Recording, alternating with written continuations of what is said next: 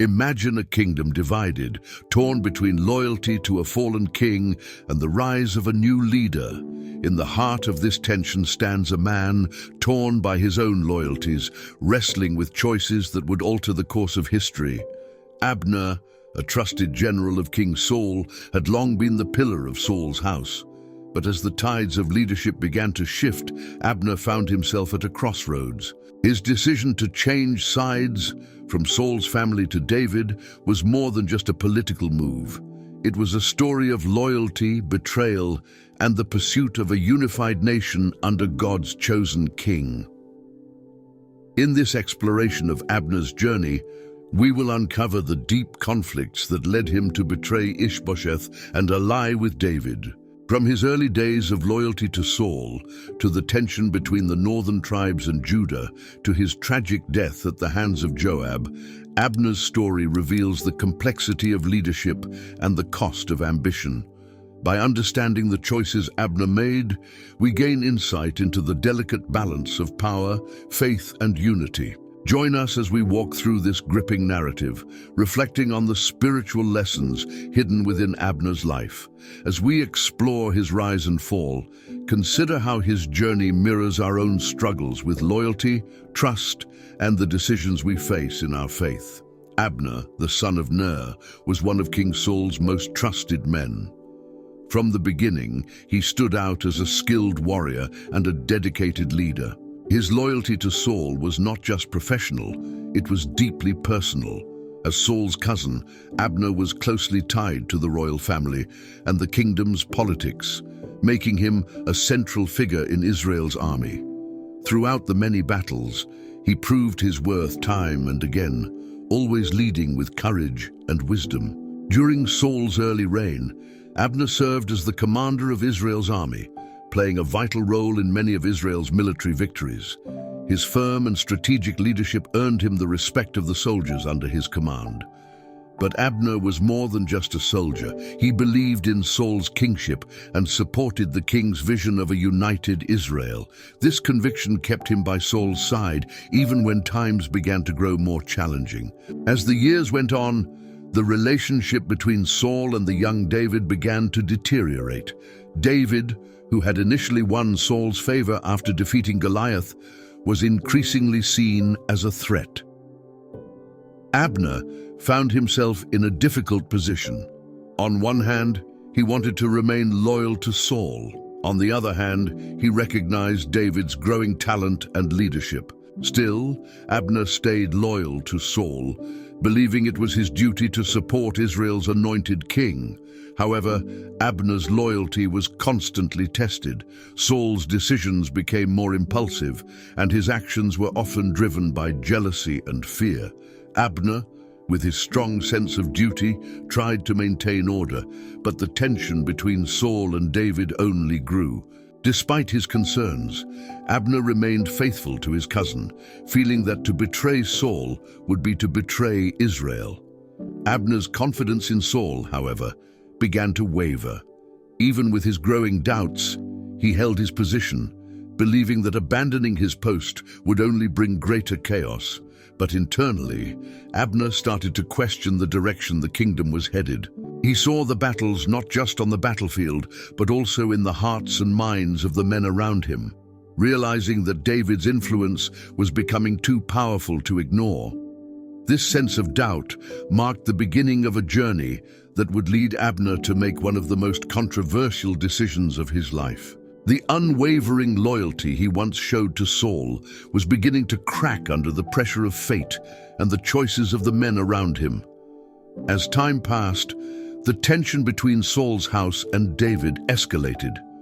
David had become a hero in the eyes of the people, and his victories in battle only increased his popularity. Saul, on the other hand, grew more paranoid, perceiving David not as a loyal servant, but as a direct threat to his throne. The once strong bond between Saul and David was now broken, and their relationship had turned into one of mistrust and rivalry. Abner, as Saul's military commander, witnessed this growing rift firsthand.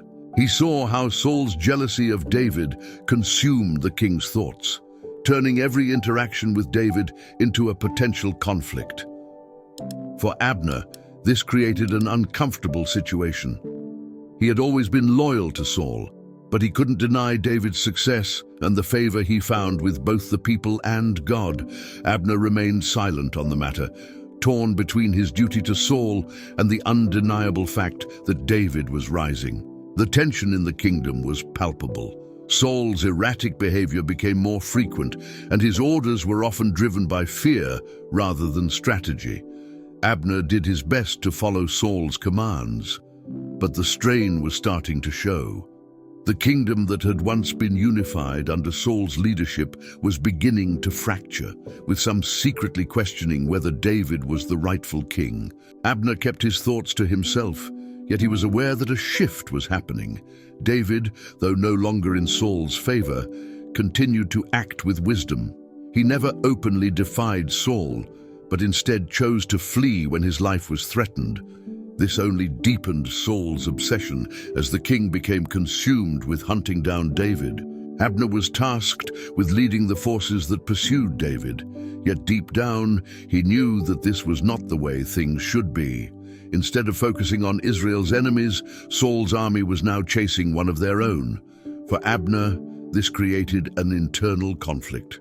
He knew that Saul's pursuit of David was driven by jealousy and fear, but he also knew that his loyalty to the king meant following orders. As the situation worsened, Abner began to see the cracks forming in Saul's house. The once powerful and united leadership was crumbling under the weight of Saul's obsession with David, and Abner found himself in the midst of a growing conflict that would soon force him to make a choice.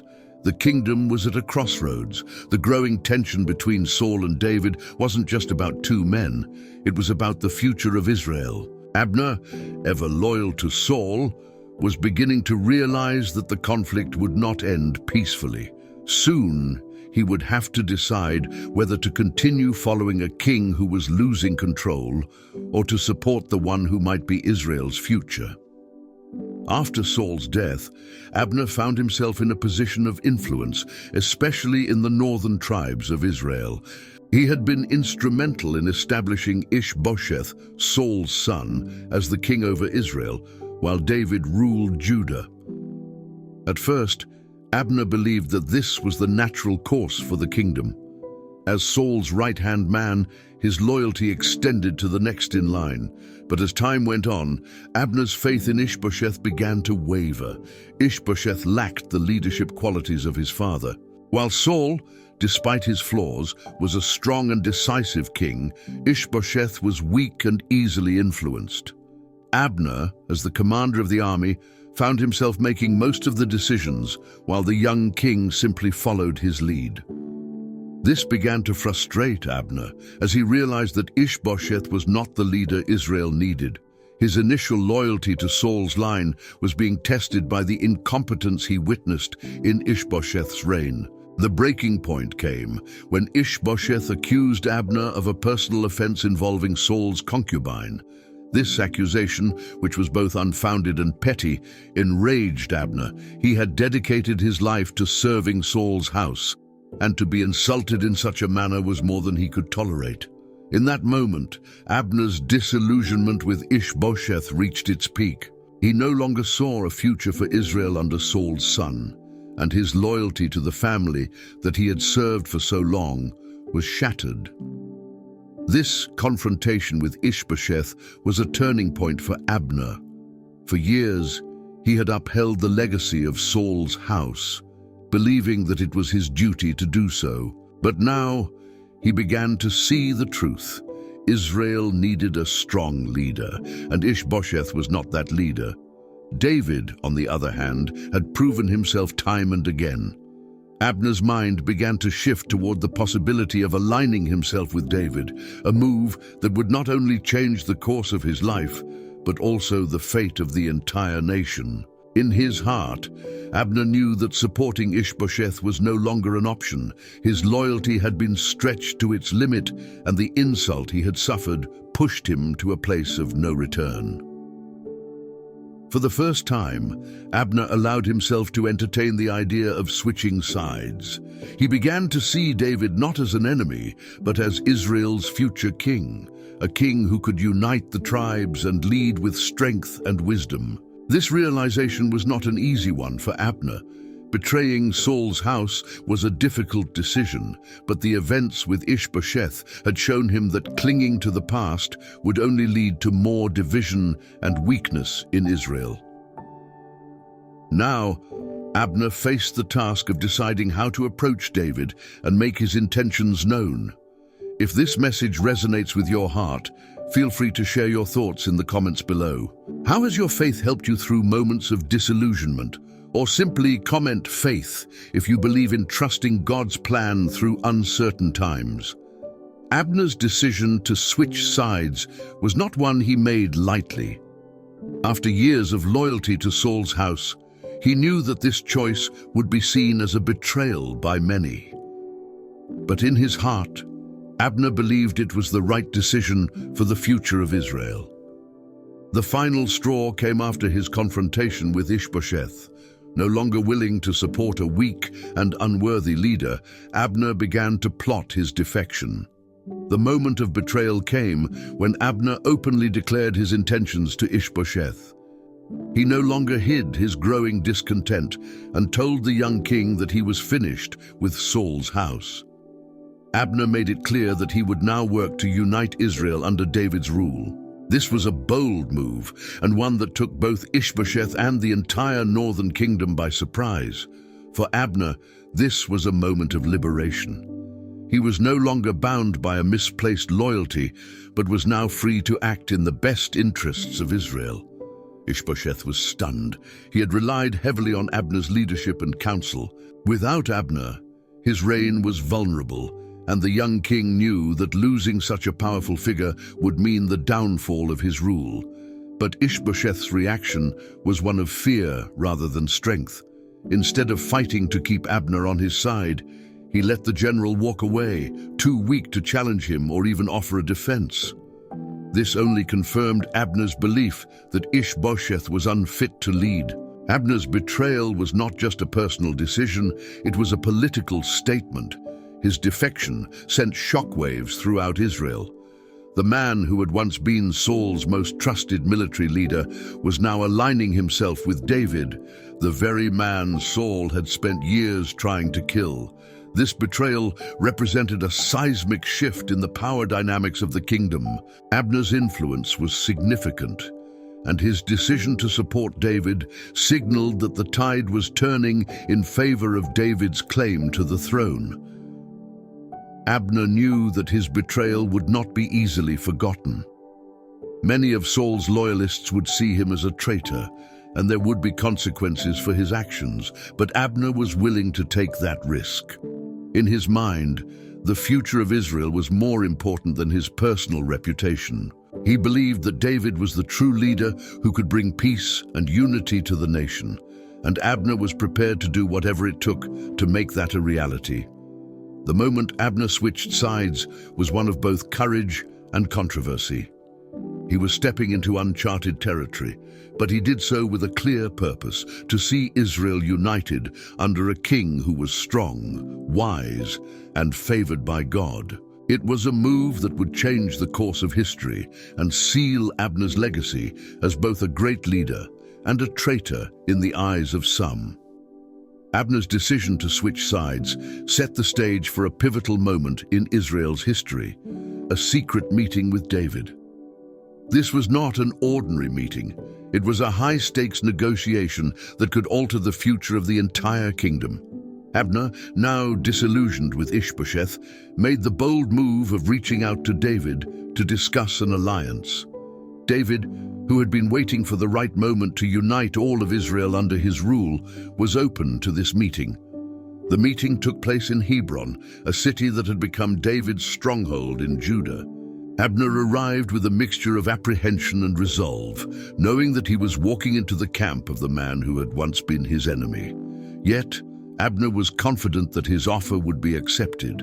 He was a man of influence, and he knew that his support would greatly strengthen David's claim to the throne. As he approached David, Abner's mind was set. This was a chance to secure the future of Israel. David, on the other hand, was cautious but intrigued. He had long respected Abner as a military leader, even though they had fought on opposite sides for many years. David understood the significance of this moment and welcomed the opportunity to bring an end to the division between the northern tribes and Judah. In this secret meeting, the two men spoke openly. Abner laid out his plan to unite the tribes of Israel under David's kingship. He assured David that he had the loyalty of the elders of Israel and that they were ready to follow David as king.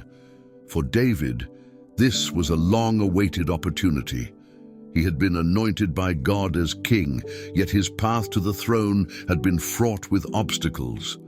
Now, with Abner's support, the vision of a united Israel seemed within reach. David listened carefully as Abner pledged his allegiance, and the two men reached an agreement. Abner would rally the tribes of Israel to recognize David as their king, and in return, David would accept Abner as a trusted ally. This secret meeting was a turning point.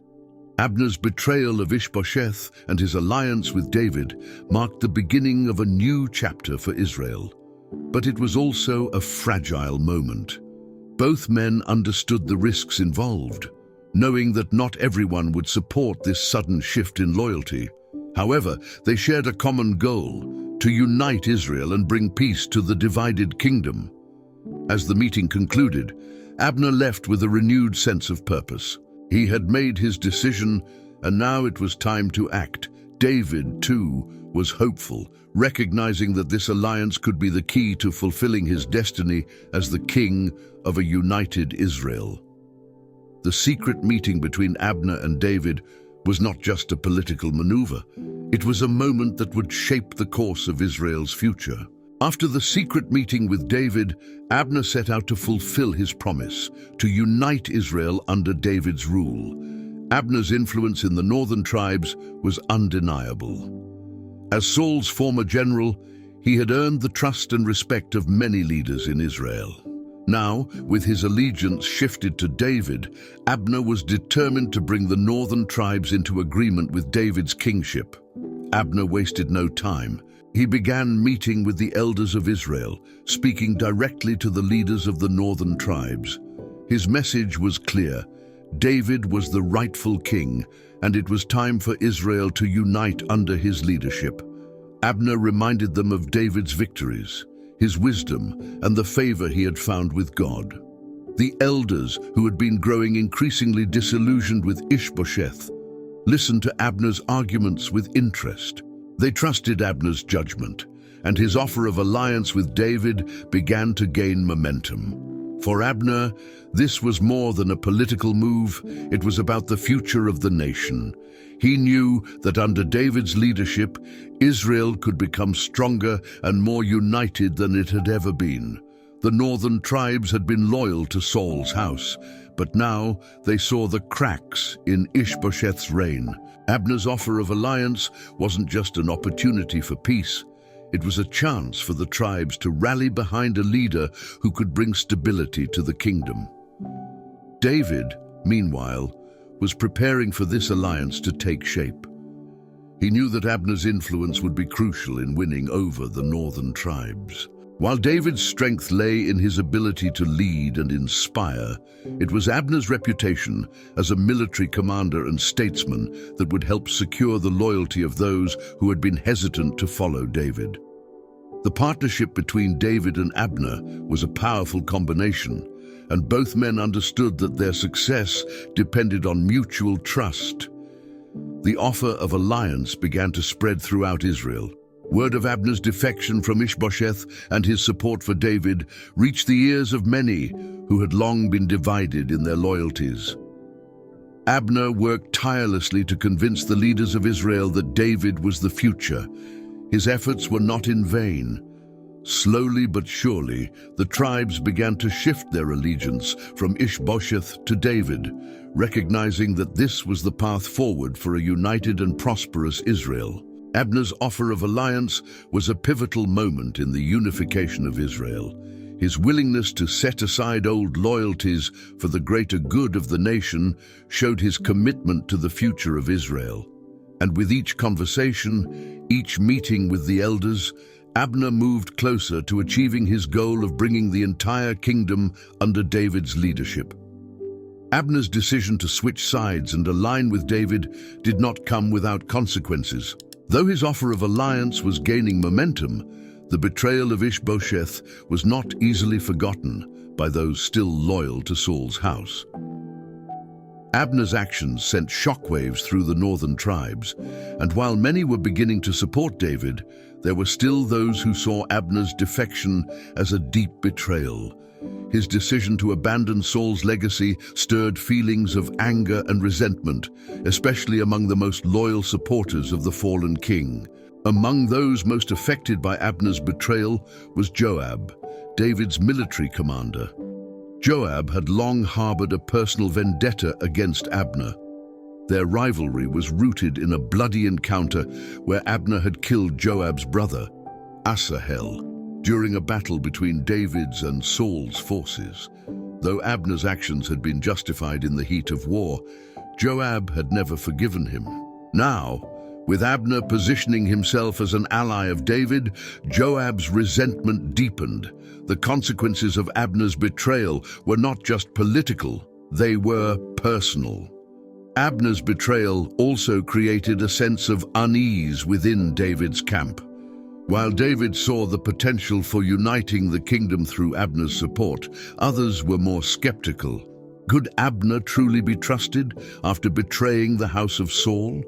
Would his loyalty to David last, or was this simply a political maneuver to save his own reputation? These questions lingered in the minds of David's closest advisors, who feared that Abner's motives might not be as pure as they seemed. Despite these concerns, Abner continued to push forward with his mission to unite Israel. But the consequences of his actions were becoming more apparent. The northern tribes were not completely united in their support of David, and some still harbored loyalty to Saul's house. Abner's betrayal, while strategic, had left a bitter taste in the mouths of many, and it was clear that the road to a fully united Israel would not be without challenges. The consequences of Abner's betrayal were also spiritual. He had served Saul for many years, and his decision to abandon Saul's house weighed heavily on his conscience.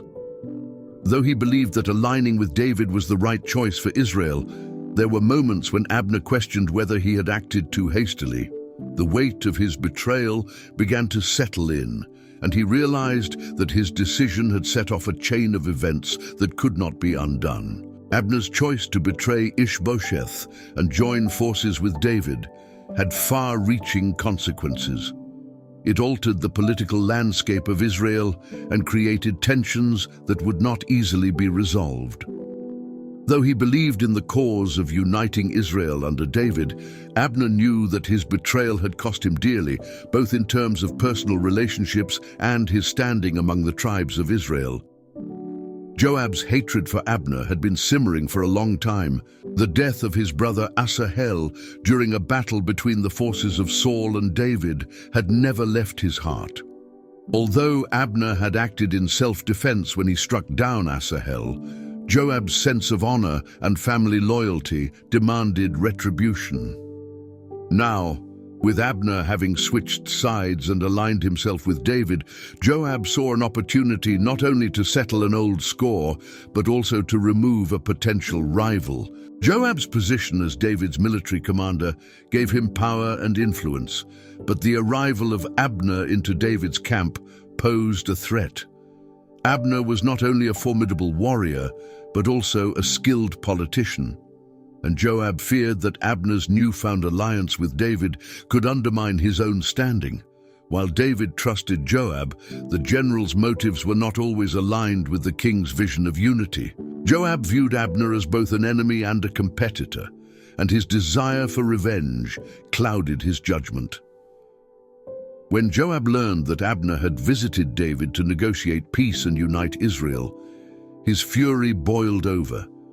He felt betrayed, not only by Abner but also by David, for even considering an alliance with the man who had killed his brother. Joab took matters into his own hands. Under the guise of a peaceful meeting, he summoned Abner back to Hebron. Abner, believing that the hostilities between them were in the past, did not suspect that Joab had other intentions. In a calculated act of vengeance, Joab confronted Abner and struck him down, killing him in cold blood. This was not a battle on the field of war, it was an assassination, driven by personal vendetta. Joab's actions shocked those who had been working toward peace, and David was deeply grieved by the murder. The king had hoped to build a united kingdom through Abner's help, but Joab's revenge had shattered that possibility. David publicly condemned Joab's actions, but the damage was done. Joab's revenge on Abner was not just an act of personal vengeance, it had far-reaching consequences for the kingdom. By killing Abner, Joab had not only eliminated a rival, but also undermined David's efforts to unite the northern tribes with Judah. The delicate peace negotiations that Abner had initiated were now in jeopardy, and the fragile alliance between the tribes was threatened by this act of violence. For David, Joab's actions were a betrayal of his own vision for Israel. Though Joab had served him loyally in battle, this murder created a deep rift between the two men. Joab's revenge brought no justice, only further division. Abner's death was a loss not just for David, but for all of Israel, as the hope of a peaceful unification was tarnished by bloodshed. When David learned of Abner's death, he was deeply grieved. The news of Joab's betrayal and the murder of the man who had come to forge peace between the northern tribes and Judah weighed heavily on his heart. Abner's death was not just a personal loss, it was a political disaster that threatened to unravel the fragile alliance that had been forming. For David, this was a moment of profound sorrow, both as a king and as a man who had hoped to unite the nation under God's plan. David's first reaction was one of public mourning. He made it clear that Abner's murder was not sanctioned by him or his kingdom. In front of all the people, David tore his clothes and wept openly for Abner. He ordered a public funeral, showing great honor to the man who had once been his enemy but had died seeking peace. David's public display of grief was a message to all of Israel that he had not condoned Joab's actions and that Abner's death was a tragedy for the entire nation. The mourning did not end with the funeral. David composed a lament for Abner, praising his strength and loyalty and calling out the injustice of his death. This lament was more than just a tribute. It was a call to the people of Israel to recognize the gravity of what had happened. Abner had been a key figure in bringing peace, and his death left a void that would be difficult to fill. David's words were meant to heal the wounds caused by Joab's violent act, but they also reflected his deep frustration at the unnecessary bloodshed. David's reaction to Abner's death was also political. He knew that the northern tribes, who had followed Abner's lead, would now question their loyalty to David. Abner had been their advocate, and with his death, many feared that the alliance between Judah and the northern tribes would crumble. David worked quickly to assure the tribes that he had no part in Abner's murder. He placed the blame squarely on Joab, but the damage was done.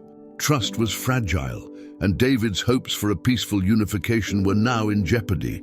Privately, David wrestled with his emotions. He had always been a man of justice, and Joab's actions had crossed a line. But Joab was not just any soldier. He was David's commander, and dealing with him would require great care. David chose not to execute Joab for Abner's murder, a decision that would later haunt him. Though Joab's loyalty to David was never in question, his ruthless nature often conflicted with David's vision for a united and righteous kingdom. David's reaction to Abner's death was a mixture of grief, frustration, and political maneuvering. He knew that the road to uniting Israel had become much more difficult with Abner's murder, but he remained committed to the cause. In honoring Abner, David hoped to send a message to the people of Israel that peace and unity were still possible. even in the face of tragedy. The story of Abner does not end with his death. His legacy, shaped by loyalty, betrayal, and political maneuvering, left a lasting mark on the history of Israel.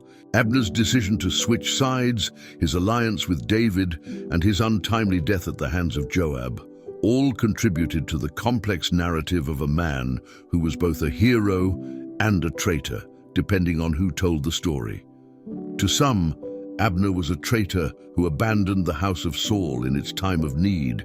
After years of loyal service, he had turned his back on Saul's son, Ishbosheth, and sought to join forces with David. This act of betrayal was not easily forgotten by those who had remained loyal to Saul's family. Abner's shift in allegiance was seen as a self-serving move, one that prioritized his own survival over loyalty to his king. For those who viewed him through this lens, Abner's legacy would always be tarnished by his betrayal. But to others, Abner was a visionary leader who recognized the changing tides of history. He saw that David was the future of Israel, and that the only way to bring peace and unity to the kingdom was to support David's kingship. Abner's decision to ally with David was, in this view, an act of wisdom and courage. He was willing to risk everything, including his reputation, to do what he believed was right for Israel's future. For those who supported David, Abner's legacy was one of a man who, despite his past, made a brave choice for the good of the nation. Abner's legacy also lived on through the political ramifications of his actions. His defection from Ishbosheth's court and his alliance with David significantly weakened Saul's house. After Abner's death, Ishbosheth's reign crumbled, and the northern tribes eventually submitted to David's rule. In this way, Abner's decision to switch sides was instrumental in uniting Israel under David's kingship, even though he did not live to see the fulfillment of that vision.